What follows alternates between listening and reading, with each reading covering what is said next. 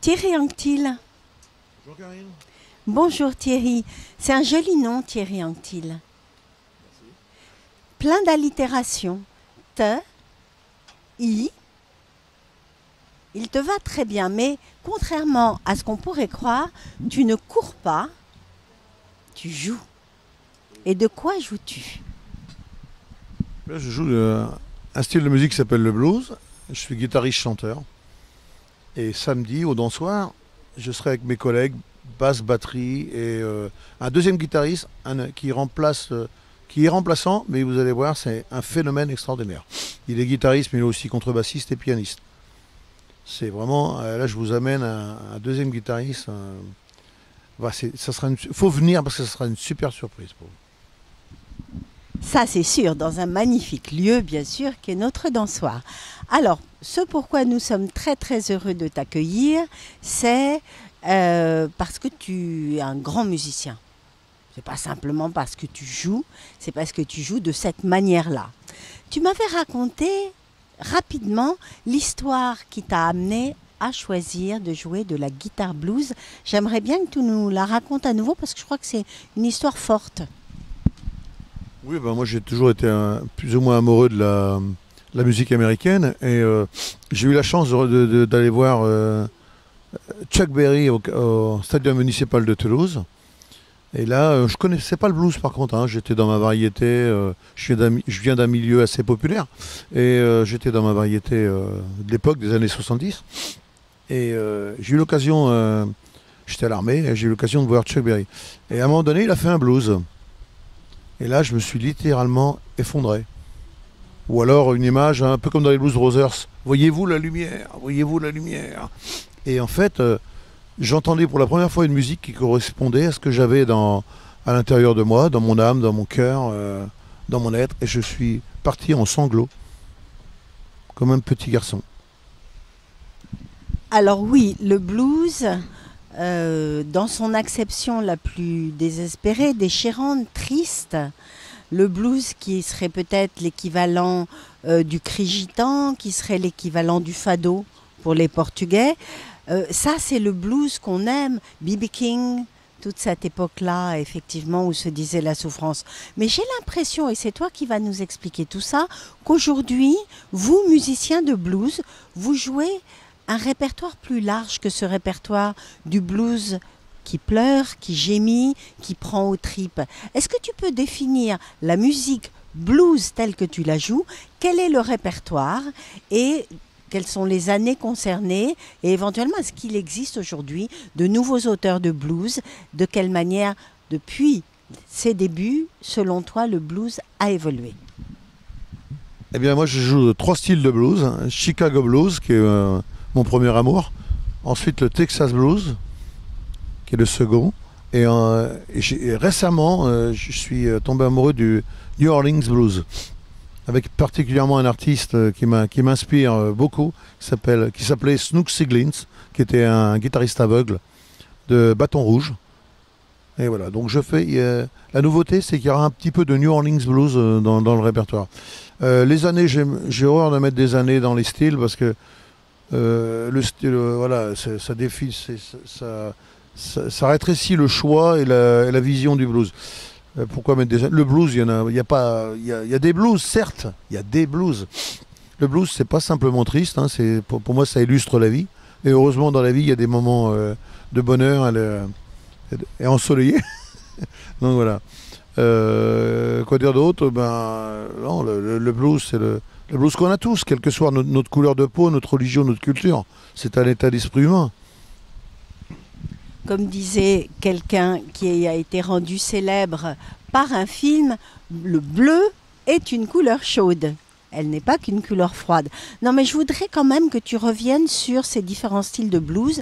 Qu'est-ce qui réunit? Qu'est-ce qui fait que sous l'appellation blues, on a quelque chose qui ne se dit pas à travers le rock, qui ne se dit pas à travers la pop? Qu'est-ce que c'est que cette spécificité des styles de blues? On connaît, je pense, davantage le Chicago Blues. J'aimerais quand même que tu définisses ce qui réunit ces 3 styles que tu as cités et ce qui les différencie. Ce qui les réunit, c'est la même pensée, hein, c'est la pensée unique du blues. L'approche du blues est identique dans les trois styles. Ce qui les différencie, je dirais, c'est la région en fait, c'est l'endroit où ils sont. Hein, évidemment, le climat joue beaucoup sur les styles. New Orleans, voilà, c'est un peu plus festif comme blues. Chicago Blues, voilà, l'artiste qui illustre le Chicago Blues, c'est quand même B.B. King encore, même s'il vient de Memphis. Hein. Et le Texas Blues, c'est un blues un peu plus rugueux. Hein, Texas, hein, c'est une région un peu plus rugueuse, on va dire, socialement. Et voilà, donc c'est ce qui différencie. Je pense que c'est la région, tout simplement. Hein. Sinon, le point commun, c'est la pensée unique du blues. L'approche est la même. Voilà. Qu'est-ce que c'est la pensée unique du blues? Tu ne nous l'as pas définie. La pensée unique du blues, elle vient directement de l'état d'esprit humain. C'est ce que je te disais tout à l'heure. Les premiers bluesmen à avoir protégé les bluesmen blancs, à les avoir mis sous leurs ailes, c'était B.B. King, c'était John Lee Hooker, parce que les gens ne comprenaient pas que des blancs, par exemple, se mettent à faire du blues. Et B.B. King, Muddy Waters, tout ça, disaient mais si, c'est pas une couleur de peau le blues. Bien évidemment, c'est la communauté black qui a sorti ça. Évidemment, ils ont tellement souffert, les champs de coteaux, mais ça répute aussi la communauté juive, qui ont souffert tout autant que les blacks, et d'autres communautés même. Oui, enfin, permets-moi de dire que malgré tout, on est très marqué par les rythmes qu'on rencontre dans sa propre culture. On est très marqué par les sonorités de sa langue maternelle. On est très marqué aussi par le contexte social et politique qu'on rencontre. C'est vrai que la communauté juive, au milieu du XXe siècle, dans les pays comme la Pologne, a été marquée par un syncrétisme entre les musiques polonaises slaves et puis les musiques, je dirais, purement liées à cette communauté. Donc on ne peut pas faire abstraction, c'est pas possible. Même si toutes les cultures, à un moment donné, qui ont souffert d'exclusion, ont cette chose de douleur en commun.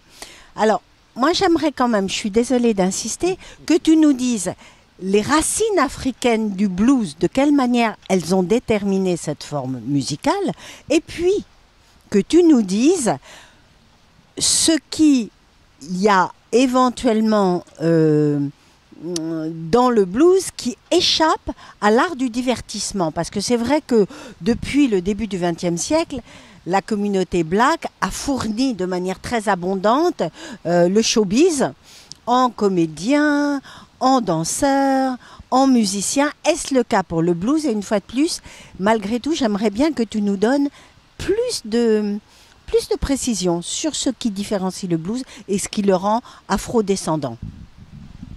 Ça, on peut pas le négliger, hein, que c'est un style afro-descendant.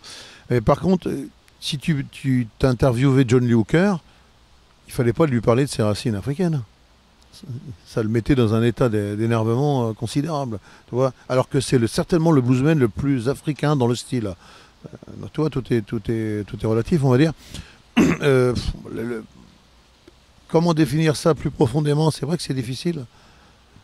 Pour moi, si j'étais d'origine africaine, peut-être ça aurait été un peu plus facile, je pense. Moi, je vais renverser la question et la transformer.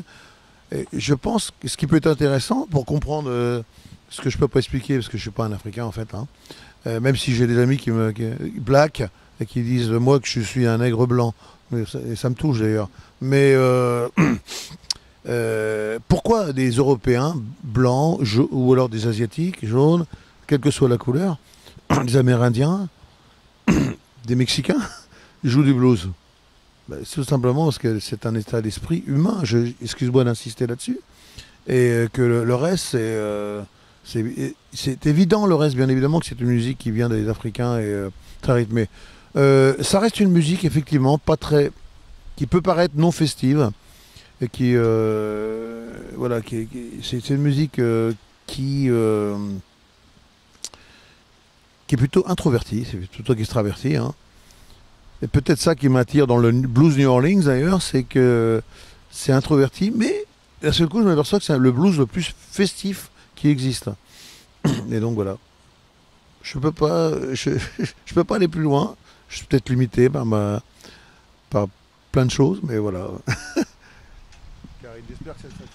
Donc le blues n'est pas seulement triste, il peut être festif. C'est vrai que c'est pas l'image que des gens qui sont moins impliqués dans la culture musicale blues que toi ont du blues. Donc il peut être festif et d'ailleurs, je crois toi Thierry Anctil, que tu joues dans des bars. Tu vas nous raconter un petit peu quels sont ces lieux aujourd'hui sur le territoire normand, parce que finalement tu joues beaucoup dans cette région, et même, je dirais, dans le Calvados. Tu nous diras si je me trompe. Quels sont les lieux aujourd'hui qui programment le blues, qui accueillent le blues, et quel type de public le blues attire sur un territoire bien éloigné, parce qu'il n'y a pas énormément d'afro-descendants dans cette région comparativement à la région parisienne ou à la région de Marseille, par exemple. Donc, qu'est-ce qui attire les Normands quand ils viennent écouter du blues, et où est-ce que tu joues? Alors, je joue beaucoup dans les petits bars actuellement et dans les restaurants, surtout les restaurants. Hein. C'est souvent des dîners-spectacles, apéro-concerts, dîners-spectacles. Et là, on a la chance samedi de jouer au dansoir. Ça va nous faire du bien d'avoir de l'espace et dans un lieu magique. Hein. Donc, je te remercie encore, Karine. Super. Et ben, les gens qui viennent nous voir, on va dire la tranche d'âge, c'est des gens des années voilà, qui ont 70, 60, allez, les plus jeunes, une quarantaine. C'est quand même une musique que les jeunes actuellement n'écoutent plus, puisque les médias de toutes sortes ne la diffusent plus. Hein. Voilà, de toute façon, à toutes les époques, c'est une musique vers laquelle il fallait aller. C'était pas le blues qui venait vers toi, c'est toi qui va vers le blues. Voilà. Et on joue dans les petits endroits, on est bien content. Et surtout à cette époque de Covid, où on arrive à jouer dans les petits endroits, les petits restos, en respectant évidemment toutes les règles du Covid. Hein. Ça, c'est très important. C'est ce qu'on va faire samedi d'ailleurs au dansoir. Hein. Je crois que c'est très pointu, l'équipe est très pointue là-dessus. Toute l'équipe du dansoir est très et c'est important. Hein. On le rappellera ce soir-là. Mais les petits endroits, on est bien content de les trouver. Et puis c'est ceux qui survivent. Alors le plus facilement. C'est paradoxal, mais c'est comme ça.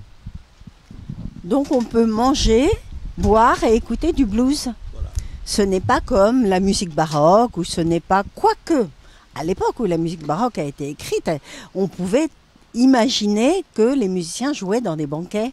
La musique de tout temps a fait très très bon ménage. Hein. Les troubadours, la musique au Moyen-Âge faisait très très bon ménage. Mais effectivement, en France, il y a une différence entre la salle de concert, qui accueille des formes de musique moins populaires, et les endroits où on vient écouter de la musique populaire. Alors j'ai envie de te poser une question. Est-ce que tu penses qu'un jour, tu parles de la génération qui vient écouter du blues, mais peut-être que dans 10 ans, le blues, il y aura un revival du blues, et que les très jeunes, ce sera très hype, je ne sais, d'écouter du blues. Est-ce que tu penses que la musique populaire, ou que le blues un jour, sera, à l'instar de la musique baroque, redécouvert et respecté comme une forme savante? Quelle est la différence? Est-ce que tu écoutes de temps en temps des musiques dites savantes, de la musique contemporaine, de la musique baroque, de la musique classique? Est-ce que ça fait sens quand on est musicien blues de dire il y a d'un côté les musiques populaires, de l'autre côté les musiques savantes? Comment est-ce que tu réagis à ça? Puisque tu parles de restaurants où tu joues. Effectivement, ce n'est pas le cas quand on va jouer du Beethoven encore aujourd'hui. Ouais, non, je suis intéressé par toutes les musiques. Hein. Je suis pas parce que je suis un bluesman. Je suis à fond dans cette musique depuis 40 ans quand même. Je pratique le blues depuis 40 ans et peut-être même plus parce que je chante depuis que je suis né. Hein. Je suis chanteur avant tout. Et mais j'aime aussi écouter autre chose. Et en fait, moi je dis qu'il n'y a qu'une musique, c'est la bonne. Hein. C'est celle que ton cœur a besoin, dont ton cœur a besoin, dont ton âme a besoin. Et j'aurais pu très bien être un artiste baroque, pourquoi pas. Après, venant d'un milieu très populaire, j'ai pas eu l'accessibilité assez rapidement à ce genre d'ambiance, mais Pourquoi pas, hein. Moi j'aime toutes les musiques, il n'y a qu'une musique, c'est la bonne, hein. Et non, moi je suis dans le blues depuis 40 ans, je suis un bluesman, je me considère comme un bluesman et non pas un musicien. J'ai commencé, par contre j'ai toujours chanté. Et voilà quoi. Alors, je me suis laissé dire que tu donnais des cours de guitare, j'imagine. Comment est-ce qu'on apprend à jouer du blues? Est-ce qu'on apprend au contact ou maintenant, est-ce que ça existe une véritable pédagogie du blues, une fois de plus comme un style qui bientôt va devenir historique, voire considéré comme savant, un style qui va rentrer dans le répertoire? Comment est-ce que tu enseignes quand tu apprends à jouer le blues? Quel est le plus important? Est-ce qu'il y a une technique? Est-ce que tu enseignes uniquement la guitare? Est-ce que tu enseignes le chant?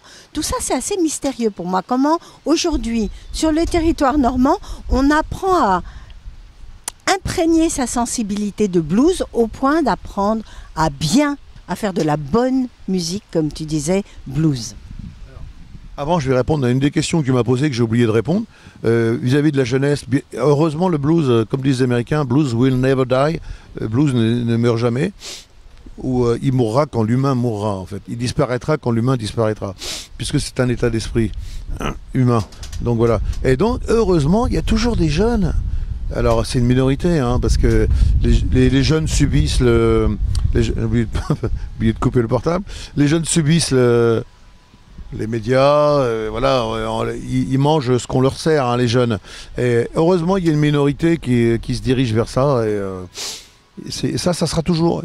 Et effectivement, on a toujours espoir au Blues Revival, bien sûr. Et dans les pays anglo-saxons, c'est cyclique, hein, c'est cyclique. Il y a toujours un revival du blues.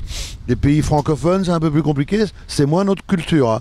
Alors, pour l'enseignement de la guitare blues, comme je te disais tout à l'heure, c'est les gens qui viennent vers le blues. Donc, c'est les gens qui viennent vers... Je vais couper mon portable, parce que c'est les gens qui viennent vers le blues. Et donc, c'est les gens qui viennent vers les cours de guitare. C'est ma fille. Donc, désolé. Alors, même si c'est ma fille, voilà, je coupe le portable. J'ai un père indigne, quelquefois. Et donc les gens viennent vers les cours de guitare, en fait. Et donc, alors moi, il y a une partie, c'est 1 heure de cours. Il y a une partie théorique d'une demi-heure où là, j'ai une fille qui est très têtue. Et il y a une partie théorique où là, on apprend à lire les partitions, le solfège, les tablatures, voilà, d'une demi-heure. Et ensuite, la deuxième partie est un peu plus ludique. Et là, on apprend à l'africaine. Parce qu'on se rappelle qu'on a des oreilles. C'est insupportable. On va éteindre, voilà, comme ça. On éteint, voilà, comme ça. Désolé. Ah non, mais c'est Lucie, hein, tu la connais, hein, Jenny. Hein. C'est une sale gamine de 25 ans. Et la deuxième partie est beaucoup plus ludique. Et là, on apprend à jouer à l'africaine. On se souvient qu'on a des oreilles, à ce coup. Les yeux, c'est bien pour lire les partitions, mais il faut savoir s'en détacher après, parce que c'est quand même un style viscéral, le blues, hein, par rapport au jazz, qui est un peu plus cérébral. Et donc, on travaille le ear training. On se souvient qu'on a une oreille, on travaille cette oreille à distinguer les sons, à les imiter. Et ensuite, on apprend le vocabulaire blues, une phrase. Les gammes, c'est bien, mais c'est théorique. Et donc, de ces gammes, on extrait un vocabulaire. Comme on apprend à parler quand on est petit, hein. Une phrase, deuxième phrase, troisième phrase. Et après, on apprend à improviser avec tout ça, avec tous ces matériaux. Oui, donc l'improvisation tient une place, comme dans le jazz, dans le blues. Et viscéral, moi je compare ça vraiment au flamenco, ce qu'on appelle le conterrondo, c'est-à-dire le chant des profondeurs.